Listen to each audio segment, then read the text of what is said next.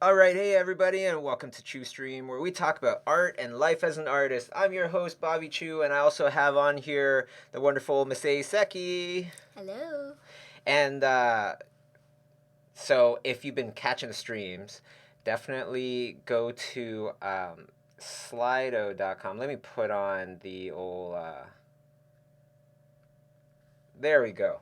Slido.com, hashtag ChiuStream1. If you type in hashtag ChiuStream1, you'll see that there's a few questions in there already, and you could type in your own. Best of all, you can type it in without signing up for a big account or anything like that. You could type them in anonymous, whatever you want to do, and you can vote up your favorite questions. This makes it so much easier for us to answer questions. And without further ado, I guess that's usually when I say welcoming so and so, but this is just us. So, It's just us. without further ado, here is us. Hello, everybody. Hello. And so, a bunch of very exciting things happening already. And there's actually a few announcements. So, first announcement, I just wanted to say I'm super excited for November 22nd.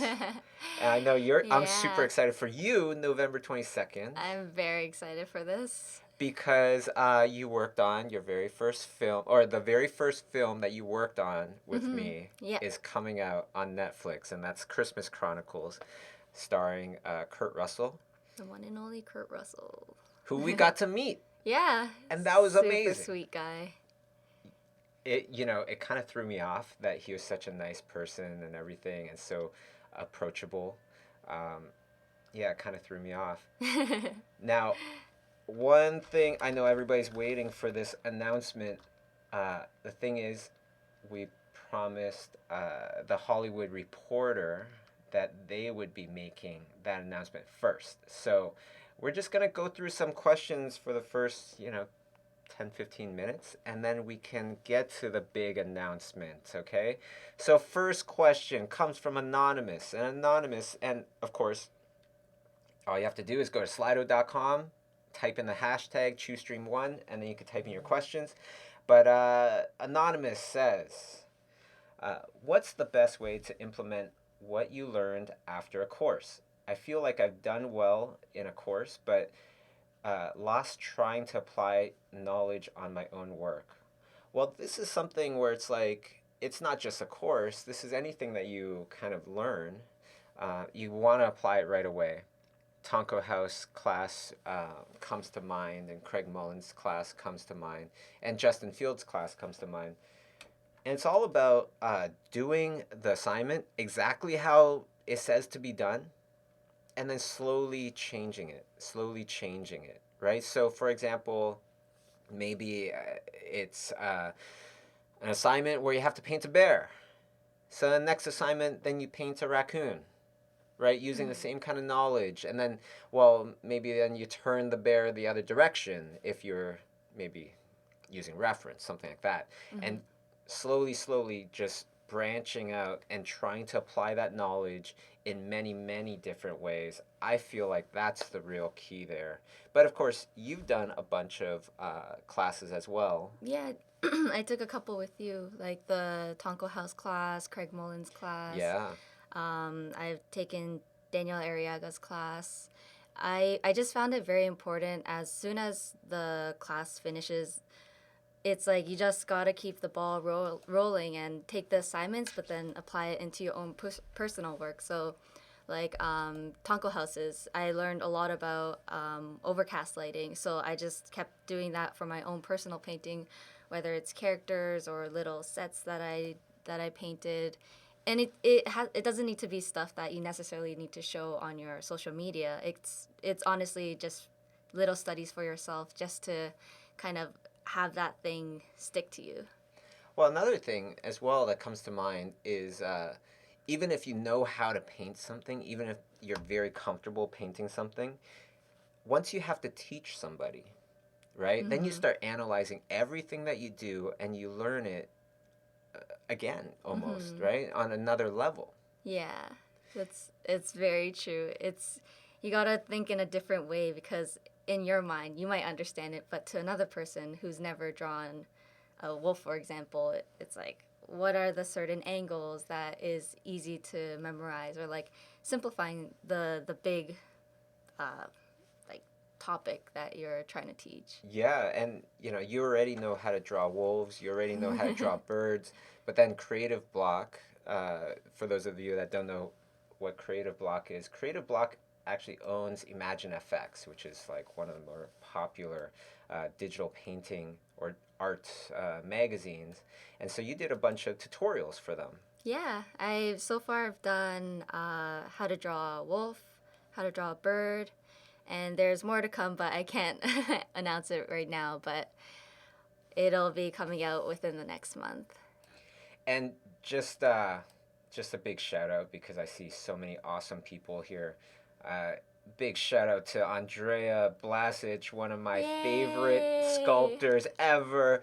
Wouter Tulp is there.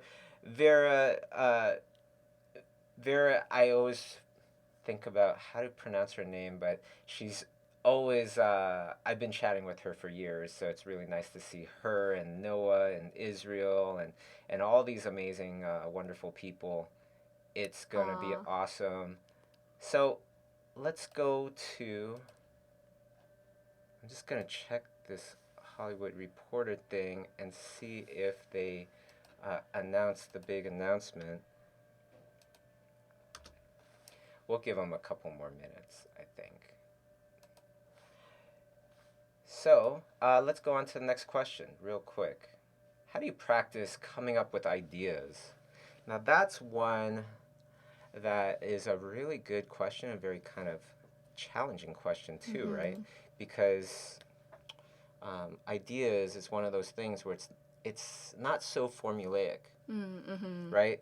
If you come up with a great idea and another person comes up, with the same great idea, that second version is no longer great anymore because it's not original. Yeah, it's always tough. So then what do you do? Uh, I tend to. Oh, you know what? They just put it out. The Hollywood Reporter just put this out. Um, let's check in for a second here. All right, you know what? That's great. I'm gonna just give the big announcement, okay? So, I kind of wrote it down like this, you know, as a letter to the art community. Because what are we doing here? We're creating kind of like this. This is our love letter to the art community. You know, since I was 16 years old, I want to be part of the art community. Through high school and college, I did everything I could to ensure my entry into your ranks. In 2005, Chaos, Dara, and I even started our own studio, but we were in Toronto, far away from the center of the art community in California. Nevertheless, we did our best, and lo and behold, you noticed us. You noticed us, encouraged us, and accepted us. And ever since then, we wanted to share and give back to you who have given so much to us. We want to make you glad that you took us into your community. We made schoolism and we built schoolism live, but you could argue that this is the biggest thing we're given back to date, and we call it Lightbox Expo. Let's face it, a lot of artists are shy dreamers. And as a result, a lot of us get taken advantage of or taken for granted. With Lightbox Expo, we want to give you the spotlight again, artist community. In the weeks and months leading up to this day, people and companies have been writing to us wanting to participate. To them, we've asked them one simple question: what can you do to appreciate the artists? Because that is what Lightbox is all about. An artist appreciation weekend, pretty much, with exhibiting and workshops and everything. Everything that we have lined up at Lightbox is to celebrate the artists. We're bringing artists together, giving those who might otherwise never cross paths with with such opportunities to meet and allowing up and comers to meet their heroes, and helping top artists put faces to the many fans that love their work. We're giving artists and clients a chance to mingle and putting on events that will introduce the next generation of rock stars to the world. This is what we consider appreciating artists and giving you your due. This is how we want to put you center stage. You, the art community, have made us feel like $1,000,000. You've made us feel loved and important, and we're dedicated to making you feel the same. We might all make art in a room by ourselves. I know many of us do, but that art we make connects us all. And Lightbox Expo, LBX, will be where all those connections come to a nexus. It's happening at the Pasadena Convention Center in Pasadena, California on September 6th to the 8th, 2019. And right now you can apply for a table at lightboxexpo.com. We hope you will be able to make it. We would love to see you. And I have a little trailer for you as well. Please enjoy. 2019 is going to be a year to remember. For the very first time, Schoolism is partnering up with the creator of Emerald City Comic Con, Jim DeMonacos, to bring together the biggest artist-focused gathering of its kind.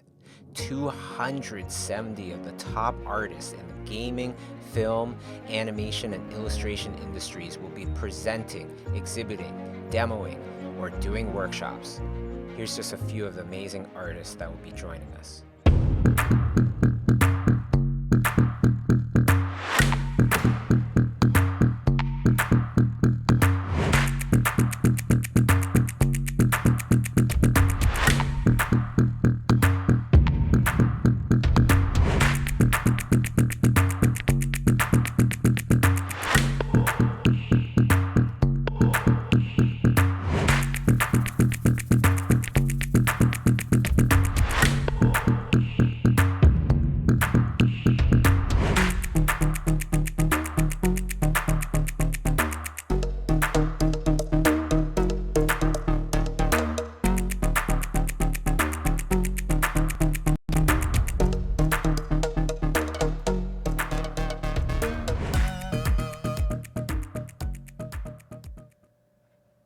Now, how do you like that? That is literally every single hero I got. This is going to shake up the world. I've never, ever seen a lineup like this, not even at San Diego Comic-Con. So we are super excited to do this. You know, and I have goosebumps, and I'm like the person helping to put this all together, and I have goosebumps. That's how excited I am. And my goodness, we just opened it up to the art community to apply. And already, you know, even before we went public, all of these wonderful artists that I am truly honored to call my friends agreed to do this. Mm-hmm. It's an unbelievable lineup. Holy smokes. And we're just getting started. Yeah. Got a lot more surprises coming your way, everybody. Yeah. Yeah, so and it's going to be happening in LA, right? Mm-hmm. It's going to be happening in the Nexus. It's going to be the biggest group of artists all together. And if you guys have any questions, this is a really great way to kind of use Slido to ask your questions about the event or whatever you want. But I want to talk about a couple things. The first thing I want to talk about is something that I kind of live by, which is you got to walk the talk. You know, you can't just say stuff. You got to do stuff, or else people stop listening. And I've always been one of those people that has always been very cautious of the things that I say, because when I say them, I put my stamp on it, and I got to do it now. And that becomes a very, very powerful thing when people understand, hey, you know what? Whenever that person says something, look out, they will do it. Mm-hmm. You know, and the other thing I want to kind of mention, something that I always felt played a huge part to the success that we've experienced thus far with the studio and everything, which is it's kind of like your heart and your minds are doors, doors to success and happiness. And you got to keep them open or else you miss out on good opportunities, Mm-hmm. I right? agree. You got to keep it open to new possibilities, new ideas, and new people to come into your life. A lot of times, especially climbing up that rocky mountain of possibilities and opportunities, we might get burned, things like that. We might have some bad experiences at, you know, perhaps at other places or things like that. But that doesn't mean that we should stop doing what we're doing. We want to keep our minds open to new possibilities, new ways of doing things, and that's what we're doing today. Mm-hmm. You know, by announcing this event. I love how it's like you take the negative stuff and flip that into something positive. And kind of like thinking about that in life is just like it's the best way to kind of go about things. I love Totally. it. That's what you find with like so many of my heroes, not just artists, but just heroes in general. Uh, you know, the top one that comes to mind is really Mandela. You know, being locked away for so long, for Mm-hmm. so many years, and turning that into something positive. That's fantastic. Uh, One question that's very quickly coming up to the top here. Vera asks, when will tickets for visitors be available? So tickets will be available March 6th, 2019. Right now, it's all about uh, a call for all the artists to apply to the event.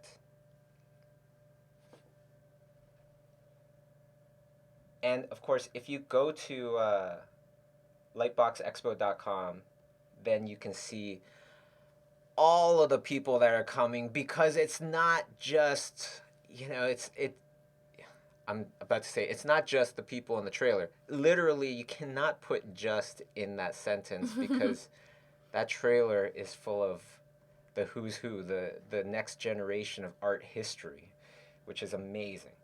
Um, Let me put up Lightbox Expo and we could take a look at this crazy event that's about to kick it off. Let me put this on the big screen here.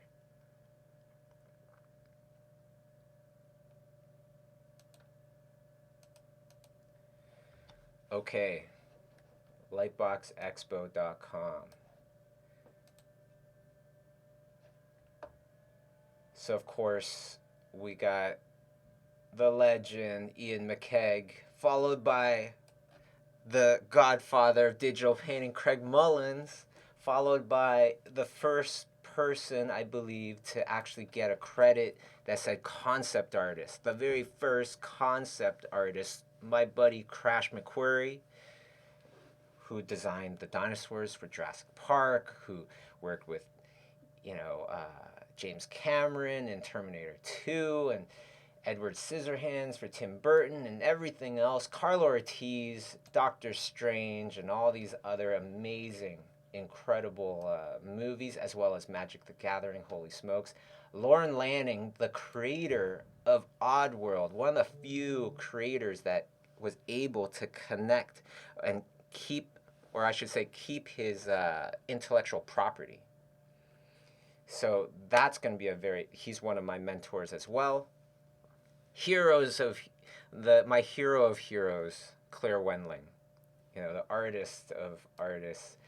Ryan Meinerding, who's in charge of like literally all the art in Marvel, pretty much.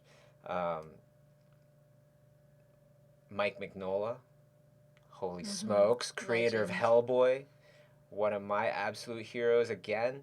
And then the list. This list is bonkers. Let me try to, because it's not totally fitting on the screen here. Let's try to do this. This is going to take forever to go through everybody, but it's kind of worth it. Aaron Blaze. Now, Aaron is a teacher. He is an incredible teacher, but he was also a director at Disney and an incredible animator. Learned from Glenn Keane himself. Adam Jeffcoat, one of the creators of Nico and the Sword of Light, my TV show with Amazon Prime.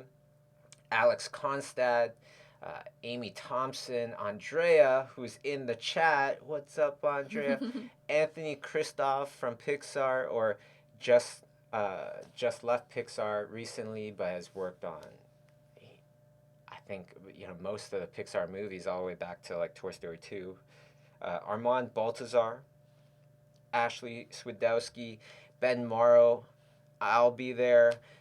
Um, Bryn, character creature designer extraordinaire. Carter, one of the best character designers in the business. Carter Goodrich, Christophe Lautrette, Damon Bard, Daniel Arriaga, who is character designer on uh, Coco, but also he was the art director of character design on Coco. David Coleman, my longtime friend there. David Levy, who's worked on Star Wars, Avatar, uh, worked with all the big directors as well. Dai Satsumi, Oscar nominee. Lisa Ivanova, of course, of Pixar fame, but also her fine art is tremendous. Eric Canetti from Riot, Francisco Herrera, Finian McManus, who's like this young, crazy up and comer, also worked on the next Avatar movies and such. Everybody, Griselda, Helen Mingju Chen, Humberto Ramos, Iris Compete. You gotta go there. You gotta check out the whole entire list because it keeps going. It's insane, and we're just getting started. I'm super proud of this. So I hope everybody will be able to make it. It's gonna be kind of historical, I feel. Really, truly. So there you go. Let's get rid of that big monitor there. All right. Yeah. So I don't even know what to say after that, but Mm-hmm. why don't we just go to some questions because I really I don't even know what else to say. You got to get there. When tickets go on sale, get the tickets. We plan on having the tickets less than $200 for the weekend. That's also kind of like goes along with our mission of appreciating the art community. How do we show our appreciation to the artists? Well, number one, we want to put a nice spotlight on them. We want to show who are these people behind our favorite things, Mm-hmm. and as well, I'm so sorry. I'm just going on and on. No, no. I it's everyone wants to hear everything about Lightbox Expo, so. Yes, the exhibitor pricing is also going to be, I believe it's for artist table. It's like about $400 or maybe a little less. We want to make sure that it's very reasonable. Again, it's all about appreciating the artists, right? So it's not just appreciating the artists from an artist standpoint, but we also want one of the big missions is how do we have the public be, uh, appreciating the artists as well. One big part about that is through education of who are these people behind their favorite things. Um, and we plan on doing that in the expo. We also want to kind of show appreciation to artists by just creating a space where they can feel appreciated. They can feel like they have their, uh, time in the sun kind of thing. Because a lot of people might not know this, but there are so many artists out there that are working on so many amazing movies, and they're surrounded by other artists that are just nonstop making all these tremendous, amazing movies, and they kind of don't feel that love because they're Mm-hmm. dealing with um, just other artists in the same boat, or perhaps supervisors and things like that. That's just, we'll say nice things, but it's pretty much revision, revision, revision. And a lot of times they don't actually know how much on a global scale it's really affecting people. So we want to bring them out there and not just share their talents with everybody so that we can all learn, but um, there we go. But to have have them feel the appreciation as well. That's what I'm trying to say. So tickets will be going on sale March 6th, 2019. But if you want to join the ranks of pretty much the highest quality lineup that I've ever seen, then you can sign up now and see if you can get a table. Of course, tables are limited, so we have to make sure we keep this whole event really special, really awesome. So you do have to apply. But you don't have to apply to get a ticket, obviously. Yeah. All right. And my phone is just buzzing and buzzing and buzzing. It's awesome. Just learned that ArtStation just put out their announcement as well. So Yay. the Hollywood Reporter just put out an announcement. The ArtStation just put out an announcement, who is our big sponsor, one of our big sponsors, one of our first sponsors for the Mm-hmm. event. It's going down, people. It's happening. So let's take another question here. Um, oh, this is a important question. I like this question. In one of your videos, you mentioned that the Schoolism House project is coming to end. Are there plans for starting anything similar like that? Actually, no. So, the Schoolism House project, for those of you that don't know, if you go to schoolism.com and you click on House, you can read all about it. Okay, schoolism.com, click on House. And so what that is that we have this lake house just outside of Montreal. It's 6,000 square feet. It's gigantic, and a lake in the back, and it's beautiful. And you're isolated, nothing to do except to learn art, right? And 4 artists from around the world will join us, or join Thierry Lafontaine to be specific. He's the one that will be taking care of everybody. He is at that house all the time, and he teaches you art, right? It's like living with your mentor, which is like very old school, but in a modern way. Yeah. You pretty much live, breathe, eat art the whole time you're there.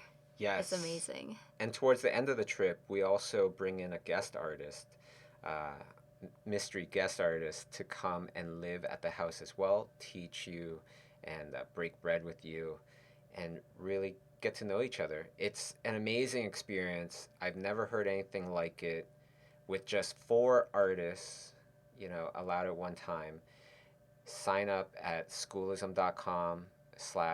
schoolism.com/house.php, I believe, and and just apply, because we're ending it in April, I believe. The March-April batch will be the last batch for good. Mm-hmm. It's sad, I know, but it's just so much work to keep that thing going. Um, it just wasn't sustainable. So, good luck to everybody that applies. Let's archive that one. And how do you keep yourself curious and motivated, says Anonymous. How do you keep yourself curious and motivated? Have you ever gone through anything where you're like, you don't feel as motivated? I I watch documentaries Really? because documentaries always teach you stuff that you never would have known about, especially since I like to draw animals and creatures and character designs. Uh, Knowing about certain animals can really like put that idea into your drawing. So I think that's one of the ways I keep curious and motivated. Yeah, that's a great one. I love documentaries. I love like just knowledge. I love drawing while listening to something that's giving me knowledge. Mm. Uh, in terms of in terms of keeping motivated and keeping curious, uh, work on stuff that you really like. That's could be easier said than done. Yeah. Because sometimes you don't get all the best jobs and things like that. But as much as you can, work on the things that you like. And when you do get opportunities to work on the things that you like, give it your all. Especially in the beginning when you're not maybe getting as much as you'd like for a project like that or, fair wages or whatever. Do it for yourself, right? Because one of the things is that if you have in your portfolio something that you did for somebody else, nobody's going to ask you, well, how much did they pay you for that? They're going to look at the work, they're going to look at the quality of work, and they're going to say, okay, this artist can do that level of work. So for me, it was always like, you get the right job, okay, yeah, maybe it pays you $300 and you should be getting $3,000. I would give them a $4,000 job. And then I would take that job and put it into my portfolio, get another job that's going to be way closer to $3,000. And you just climb up like that. And then soon enough, if you keep doing that and you stay consistent, give everybody more than what they're kind of asking for as much as you can, you'll keep climbing. Let's go to the next question here. Next question for Miss A. How do you practice coming up with ideas? Did we talk about this one already? We kind of maybe did. We were gonna start, but I think we heard the big announcement. Oh, yes. But for me, one simple way is when I'm out and about and I see an interesting tree or an interesting person, I try to think like, what can be a backstory that I can make up, or like I try to think of them as like if I see a tree, how can I make that into a person? Little things like that. But one good way is also to just write that down. But in my mind, I try to always keep that gear going, and that's how I've come up with or practice coming up with ideas. I try to write them down when I think about it, because you might be out for lunch and things like that. Mm-hmm. It's always good to have a little sketchbook or something, and you sketch down the idea or you write it down for later. So I have like this backlog of ideas that I might want to do. Oh, okay. Yeah, then there's Pinterest. Yes. A lot of times you see an image and it triggers another idea that's Mm-hmm. not the same as that image that you saw, but you know is somewhat similar. Mm-hmm. Uh, so Pinterest and Instagram, you can archive and you can make a collection of. Oh, I didn't know Yeah, that. yeah. There's a little ribbon icon to the right of every post. Mm-hmm. And if you click on it and you hold it down, then you can select which collection of posts you want to put it into. Ah, Yeah. that's pretty helpful. So I have a collection of sketches, from Mm-hmm. artists, and I have a collection of photos of just like funny or cool inspirational photos that I Mm-hmm. find. That's cool. I'll try that next time. But the other thing is, like, when you come up with an idea, it's also very important to think about it like as if that wasn't your idea and you're looking at this idea now as a stranger, as a follower, as an observer. And how do you feel about it? Do you still think it's funny? Honestly, do you still think it's funny? Because there's a lot of times where you come up with, a funny idea that's only funny to you and, a couple of your friends. Next question here. Anonymous, what do you do when a personal situation depresses you and stops you from doing art at the day? What makes you stop doing art? Art. Yeah.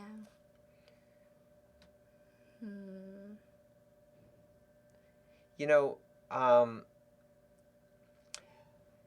you're when you're depressed, it's just because your kind of eye of like your focus. I was gonna say eye of Sauron is kind of projecting onto the depressed part in your mind.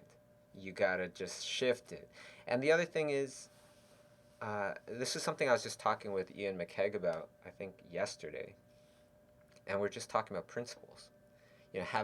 Thinking about morals and principles, and not a lot of people think about their principles, right? And one of my principles is if I am putting in the time, and I'm putting in that time with the right amount of effort, and always thinking about it like, am I doing this the logical way? Is this logical to me? Because if so, I'll keep going. If it's fear kind of stopping me, then I'll keep going. Anyways, if I can check off those three things, then I'm doing the right thing. And success will find me no matter what. Time, logic, effort. Come up with your own as well. Or you could adopt mine if you guys like. Because every time I think, did I put in time, effort, and logic, and I could say yes, then I know I'm going in the right direction. And then it gets rid of a lot of that kind of depression or even time to think about being depressed, because you're just going. It's like keeping your mind busy with something else. Yeah, and like this convention, the convention could be like a daunting thing for many people. It could be very scary. But is it logical? To me, it's absolutely logical. Why? Because it's like San Diego Comic-Con. I love San Diego Comic-Con, one of my favorite trips ever. But it's also very much focused on movies, properties, celebrities, and it's less focused on the artists these days, right? So it makes sense for us to create this convention because I can't really think of a convention that is doing the thing that I want to do with this convention, right? To really show appreciation to the artists. Let's go on to the next question here. Next question comes from Abigail. Hi, Bobby and Masay. During your early years in the industry, what's anything in specific you wanted to improve, and how did you work on it? So in your early days of the industry, what did you want to improve, and how did you work on it? Does anything come to mind?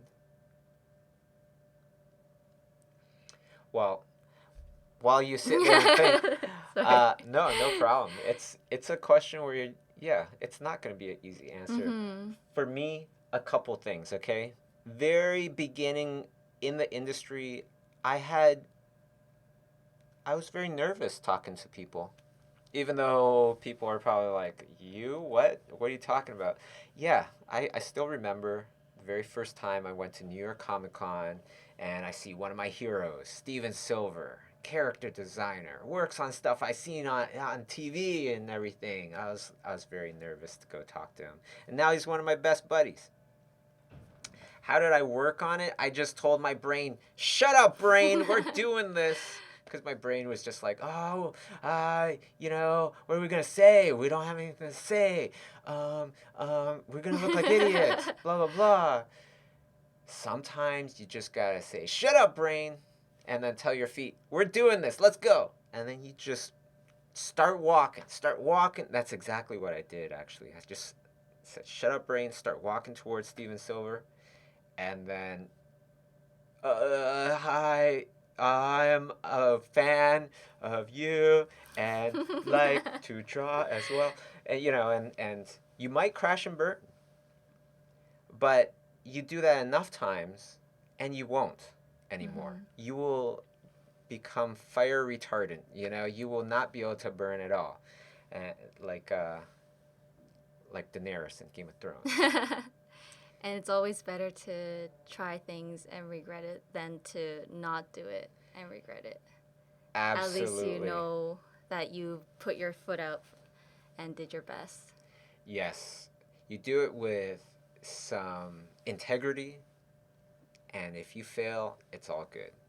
If you do it with no integrity, then you'll probably still regret it throughout your life. Who knows? All right. So, did you think of anything that you really wanted to improve?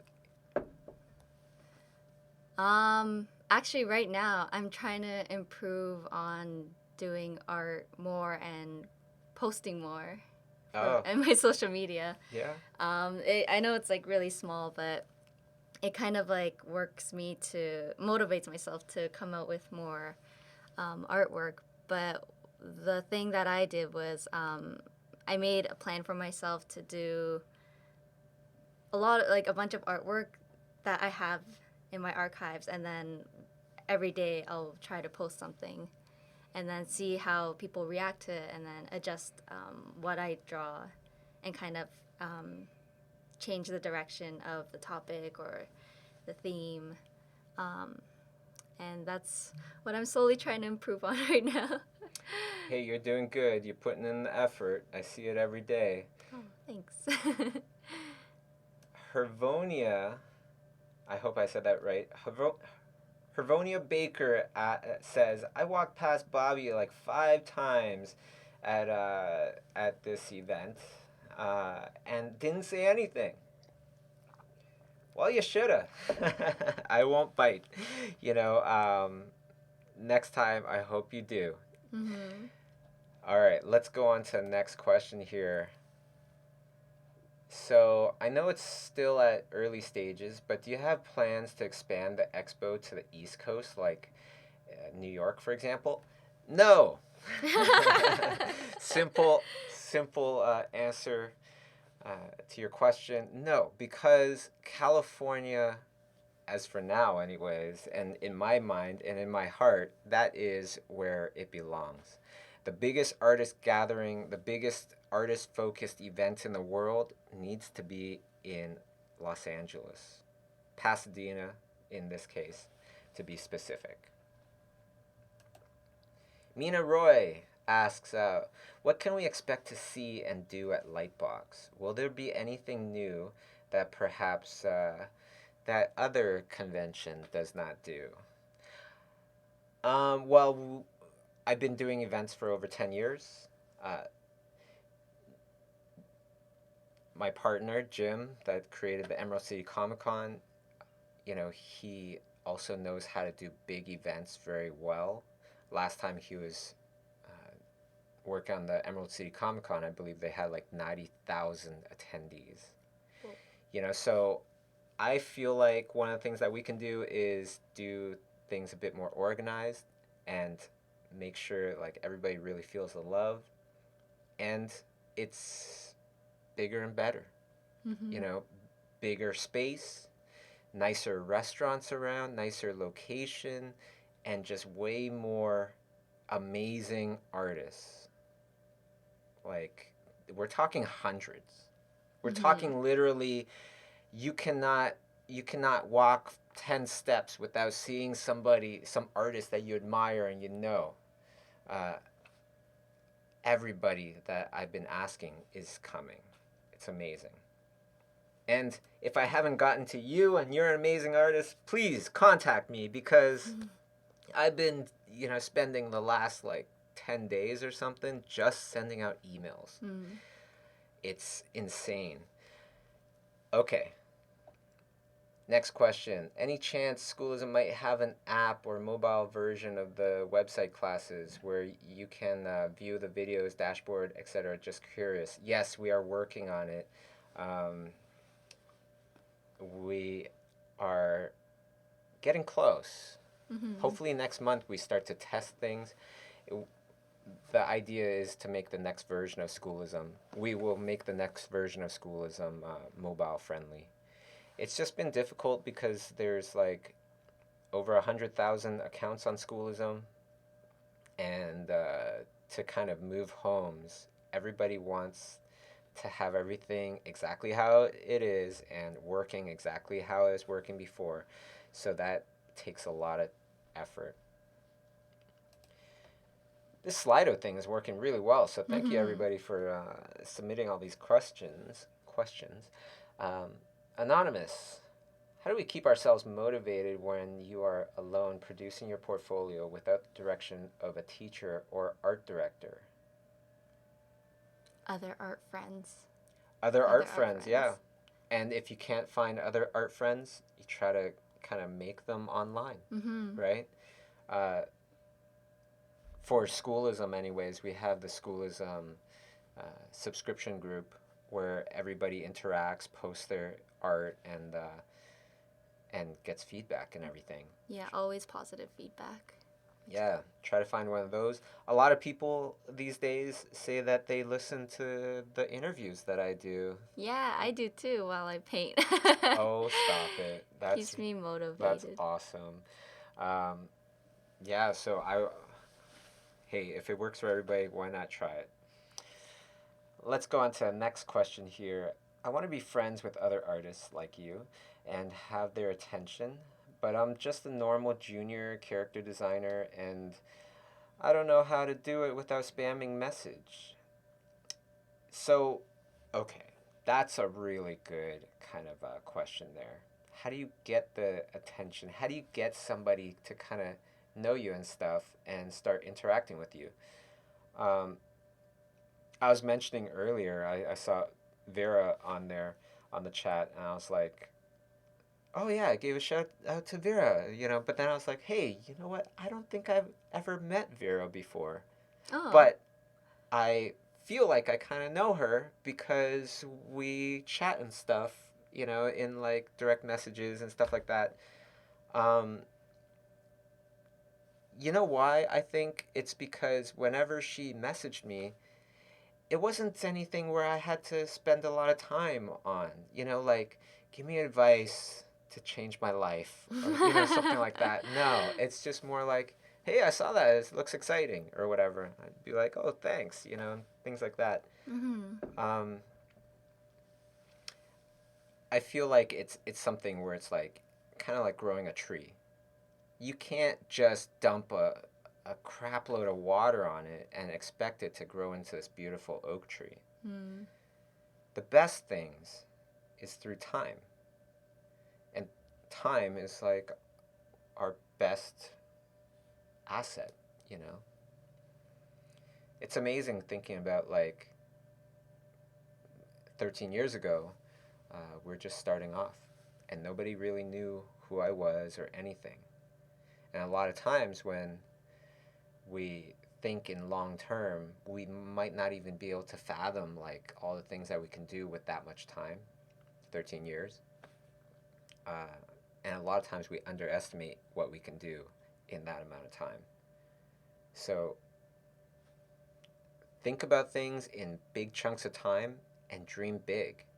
Every step you can get closer towards that goal, take it, right? And always be thinking about that dream. And that dream will usually come to you way faster than, say, 10 years, if that was your goal. Mm-hmm. But yeah, things not to do. Yeah, I think people want to know that too. Don't tag me on your artwork if it has nothing to do with the artist. Do not tag them, please, because I almost want to hit that spam button every time because that is spamming. Hey, come look at my art. Hey, come look at my art. It's just not, it's not cool. Mm-hmm. You kind of just want to think of it as the receiving end. How does it feel like to be in that other person's shoe? I guess you got to think about it that way as well. Yes. Like how would you want to be approached by someone else?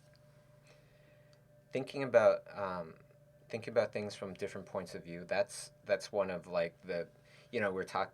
I was kind of joking about some question where it's like, what's the secret to kind of like living or something. Mm-hmm. One of the big secrets is thinking about it in different points of view. Mm-hmm.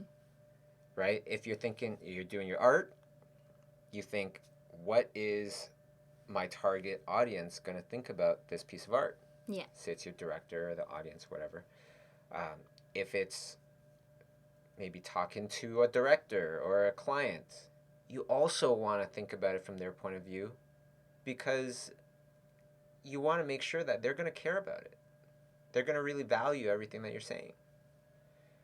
Um, pretty much everything. Pretty much everything you want to think about in multiple points of view, because the truth is never from one point of view. Mm-hmm.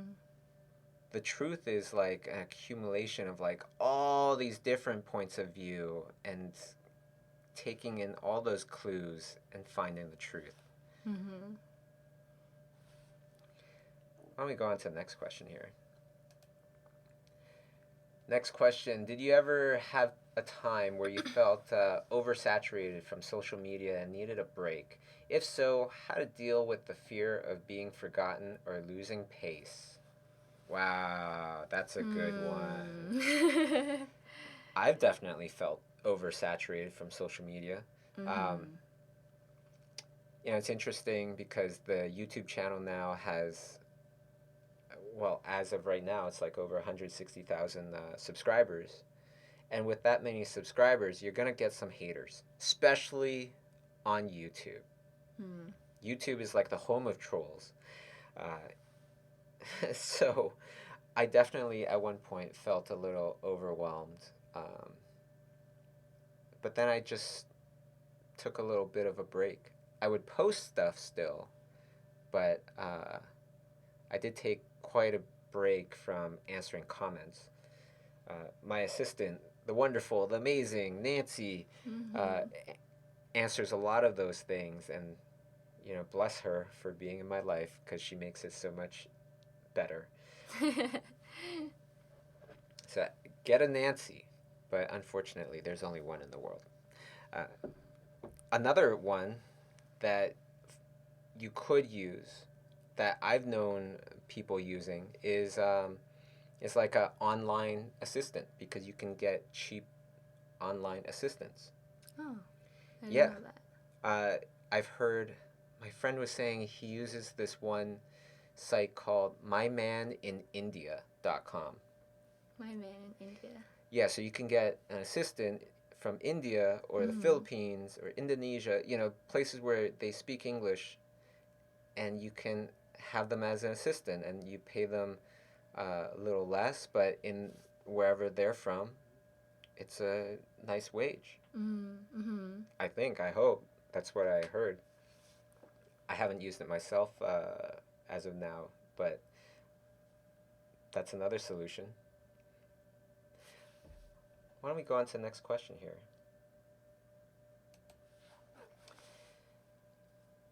How could one recognize artist burnout before it's too late? What would be your advice to get out of it? Artist burnout. I definitely think meditation is a huge part of it. Mm-hmm. I know it can be very